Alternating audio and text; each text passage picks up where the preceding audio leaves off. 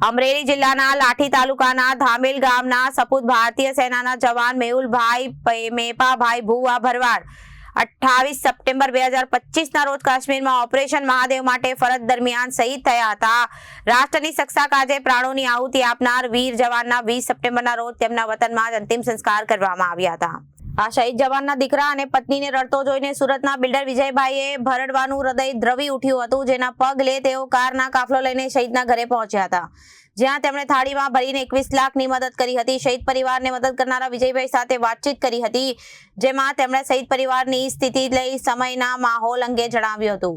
શહીદ પરિવારને મદદ કરવા અંગે વિજયભાઈ ભરવાડે જણાવ્યું કે મેં સોશિયલ મીડિયા દ્વારા જાણ્યું કે વીર મેહુલભાઈ કાશ્મીરમાં ઓપરેશન મહાદેવ દરમિયાન શહીદ થયા હતા। હવે શહીદ થયા ત્યારે સોશિયલ મીડિયામાં જોયું કે એકદમ ભાવુક દ્રશ્યો હતા, જેમાં તેમના બાળકો રડતા હતા અને તેમની પત્ની આક્રંદ કરતી હતી।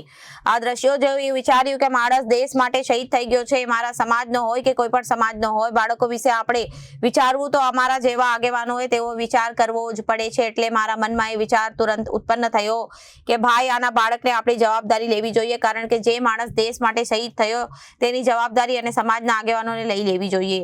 આ વાત જાણીને એમની ટીમ અને એમને જાણ કરી અને ભાઈ આપણે એમને શું આપીએ અને બધું કીધું અને અલગ અલગ રકમ કરી પછી એમણે સીધી 21 લાખ રૂપિયાની રકમ તૈયાર કરી દીધી અને એના એજ્યુકેશન, એના આર્થિક સહાય અને છોકરાઓ 18 વર્ષના થાય ત્યાં સુધી એજ્યુકેશનમાં કંઈ પણ જવાબદારીની જરૂરિયાત પડે તો ત્યાં સુધી તેમની ટીમે તૈયાર રહેવા અને તેમના માટે આશ્વાસન આપતા આવ્યા છે, તેમ તેમણે જણાવ્યું હતું।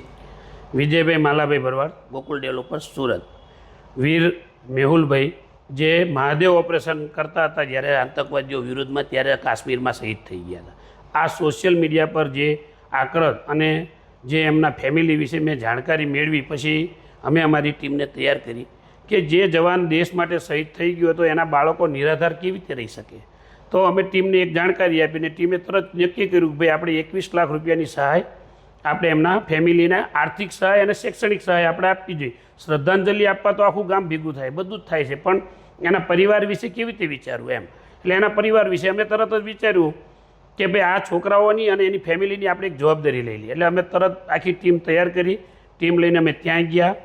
ત્યાં બધા જ હાજર જ હતા। ગામને ખબર પડી ગામમાંથી કે ભાઈ અમે આવવાના છીએ, એટલે લગભગ અસંખ્ય માણસો ગામના ભેગા થઈ ગયા। ત્યાં આજુબાજુના ગામડાના માણસો પણ ત્યાં આવી ગયા હતા, સાંસદ સભ્ય પણ આવી ગયા, ધારાસભ્ય પણ ત્યાં હાજર હતા, ગ્રામ પંચાયતમાં સરપંચ સાહેબ બી હાજર હતા, જિલ્લા પ્રમુખ પણ હાજર હતા। ત્યાં અસંખ્ય માણસો, એટલે આમ જો આખું ગામમાં વાતાવરણ ગમગીન હતું।